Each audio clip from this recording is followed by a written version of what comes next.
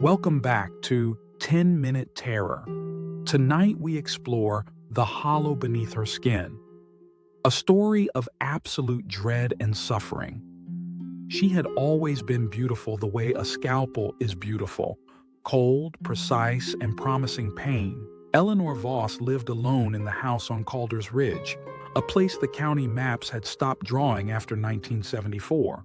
The roof sagged like a dying animal, windows blinded with plywood, chimney choked by decades of crows. People in the valley said the house ate its owners. Eleanor had bought it anyway, cash, no questions. The day her husband's ashes came back from the crematorium in a plastic box too small to be decent, she told herself she wanted silence. She lied. On the first night she heard the sound, a wet dragging across the floorboards beneath her bed. Not footsteps, something heavier, boneless, patient. She lay rigid until dawn, convinced it was the house settling. Houses do not settle with the rhythm of breathing. The second night the dragging came closer, directly under the mattress springs, and she felt the boards bow upward as though something below pressed its face to the underside of her world. She did not scream. Eleanor had not screamed since she was 9 years old and learned that screaming only taught them where you were. On the third night, she went downstairs with a flashlight and a crowbar. The cellar door hung open, though she had locked it with a padlock the size of a man's fist. The lock lay on the floor, metal tongue sheared clean. She descended anyway. The air down there tasted of pennies and wet dog. The beam of her light found the walls first. Stone sweating something darker than water, then the floor.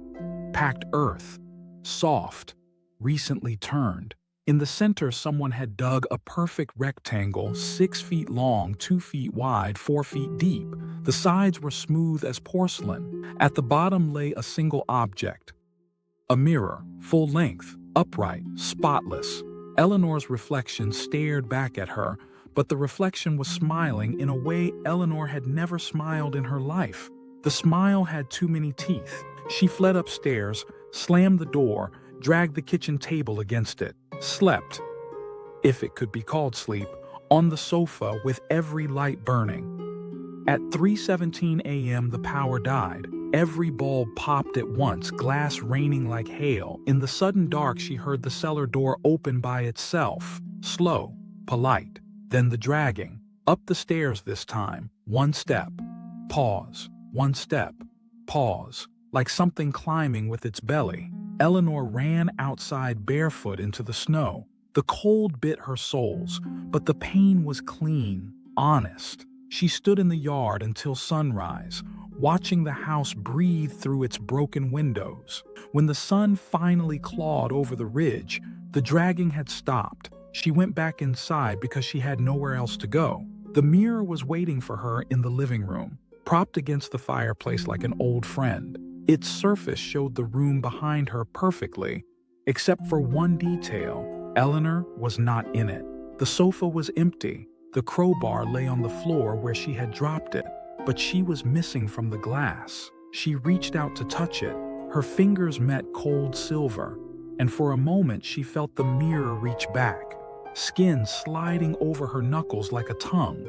She jerked away, heart battering her ribs. In the reflection, something moved behind the empty sofa, tall, naked, skin the color of spoiled milk, joints bending wrong. It had her face, but the mouth hung open far enough to touch its own collarbones. Eleanor did not sleep again. Days bled. She stopped eating. The house began to change when she wasn't looking. Doorways narrowed, ceilings lowered. One morning she found her wedding ring embedded in the kitchen table, gold band sunk flush into the wood, as though the oak had grown around it overnight. She pried at it with a knife until her fingers bled.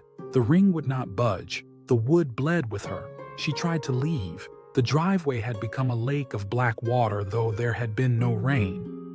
The road beyond it was gone, replaced by pine trees that had not existed yesterday. When she walked the perimeter of the property, she always returned to the front porch no matter which direction she faced. The house would not release her. At night, the dragging circled the bed. Sometimes it stopped directly beneath her pillow, and she felt warm breath pushing up through the mattress. smelling of turned earth and funeral flowers. She began talking to the mirror, not because she was insane. She was far too lucid for that mercy. She spoke to it because it was the only thing that answered.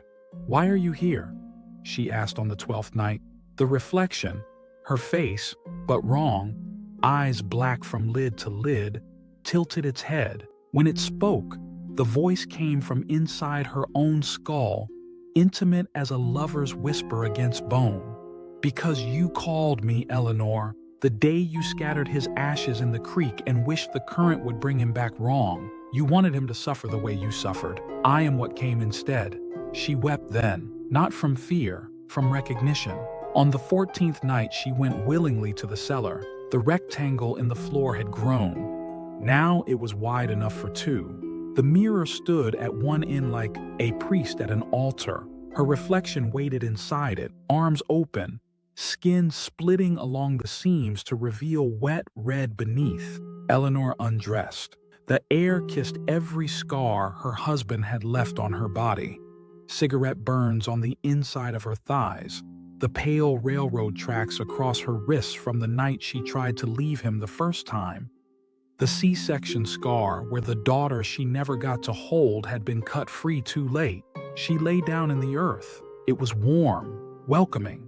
The dragging thing beneath the house pressed up against her back, spooning her like a lover, and she felt its mouth open against the base of her skull, tasting. Above her, the reflection smiled with her mouth and said, "Close your eyes." She did. When the volunteers finally came, summoned by a missing person report, no one remembered filing. They found the house empty. The cellar held only a rectangle of raw earth and a single mirror propped upright. In it, they saw themselves standing at the edge of the hole, but their reflections were already climbing out, naked and dripping, smiling with too many teeth. They ran. Most made it to their cars. Some did not. The house is still for sale. The listing now says, "Motivated seller" and "Unique opportunity."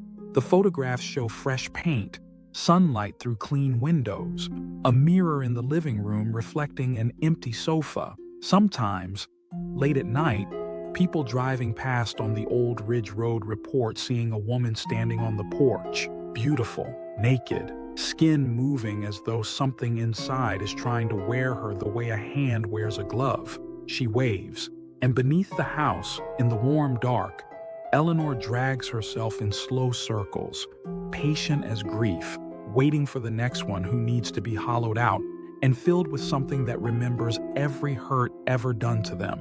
She is very, very good at it now. The mirror is always spotless. It is always hungry, and it always smiles with your mouth first.